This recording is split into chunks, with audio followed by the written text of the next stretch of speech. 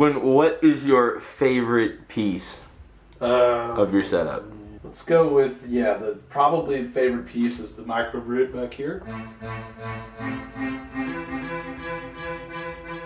Mostly because it's like the better of my two analog, you know, hardware synthesizers that I own. The other one being this little Kovacevich thing, which, you know, doesn't have a real keyboard.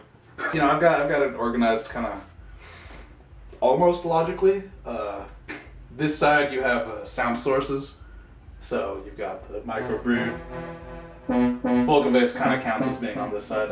This thing, which is the Novation Mini Nova, which is a pretty cool little digital polysynth, although it's in mono mode right now. And then this is, I think, the most recent thing I've gotten. It's the Roland WYR VT3. This is supposed to be like a VT something or other, just old school, you know, analog vocoder keyboard that they had. Which this thing works. It's basically just like a cool auto-tune box that has some cool sounds to it. Like, let me show you. Make my voice sound like that and shit. It's got, you know, Skrillex mode.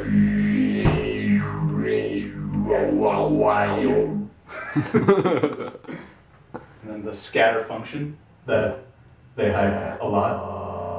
They use this thing for making side trans vocals. It works. And then the other side of the setup, including these things and the two keyboards, is just you know, USB MIDI data stuff. So I've got shitty little stained, incredibly old Korg Nano Control 2. Been using that for a long time. The launch control, which I use for transport. That's the word. The Cuneo. Let me tell you a little story about this thing. Jeff Packer spilled an entire can of beer on this 2 nights ago, and this thing is still fucking working perfectly.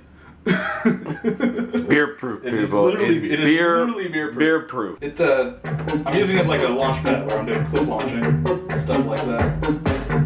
But it can be used for all sorts of other things, like say let's go into mode 1.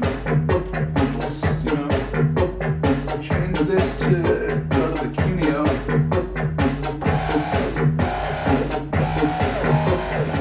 I got the 2 keyboards. This one's just, you know, super basic, G49.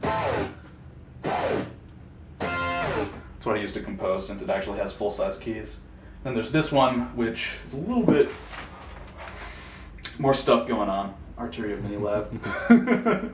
These, you know, can be set up to be drum pads up here. It's got 16 assignable knobs.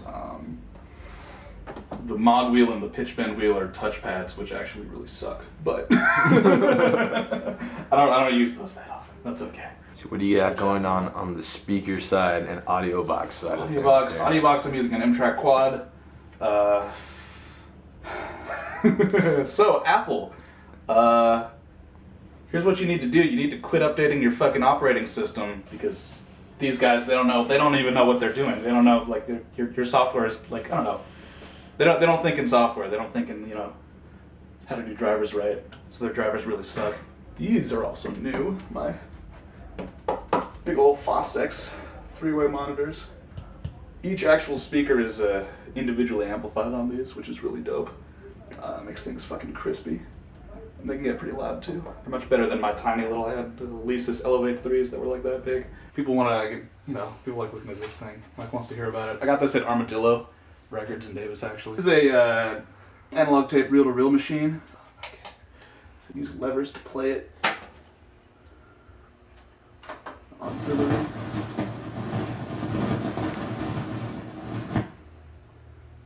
So I'm pretty sure it's some kind of film script reel that I managed to pick up at a thrift shop in Berkeley. I don't know where it came from. I wanted to record over it, but for some reason only the left channel of this thing works, so I gotta take it to somebody who knows a lot about electronics from 1972 and get it fixed. So I haven't used this to record my music yet, but what I have used to record the music is trusty Denon 3-head cassette tape player/recorder that I stole from my parents. So I've made these tapes like this. Shout out to Dominic Portbat for the art. It's pretty sick. It's got fucking UFOs and people running away to beach. They're available for purchase on Bandcamp.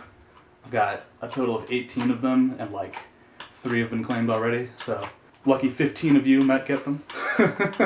Yeah, but no, my music, you can stream it on Bandcamp or SoundCloud. Bandcamp is WYR at bandcamp.com. That's WYRAM with a 1 after it. The real name of my solo project has a fucking triangle instead of an A because, you know, I'm really into Witch House, and if you're not into Witch House, you're not cool. Even though I don't really make Witch House, but I don't give a fuck. How many songs are on the album? There's 5 songs on this album. It's 15 minutes each side, so it's like a 30-minute EP. You know, you've got dubstep, you've got that 9-minute psytrance epic that I made. There's like a down-tempo song where I, you know, was pretending to be Depeche Mode for a minute. I was gonna sing over it, but I decided I didn't want to sing over it because, like, whatever. I make instrumental music. Oh, and it's been requested. I'm making CDs. Eventually. CDs are lame though. Don't buy it.